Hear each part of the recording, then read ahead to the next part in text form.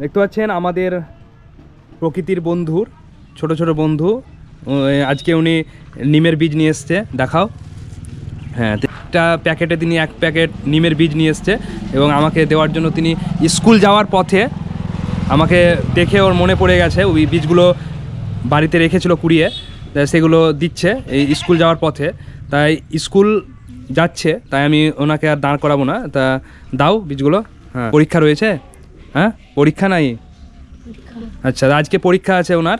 তা এই যে স্কুল যাওয়ার পথে ও যে মনে করে এই বীজগুলো কুড়িয়ে রেখেছিল এবং আমাকে দিল, সত্যি খুব ভালো লাগছে। কারণ ছোট ছোট বাচ্চা, আমাদের স্কুলের বইয়ের পাতায় তো আমাদের থাকে একটি গাছ একটি প্রাণ, গাছ লাগান প্রাণ বাঁচান।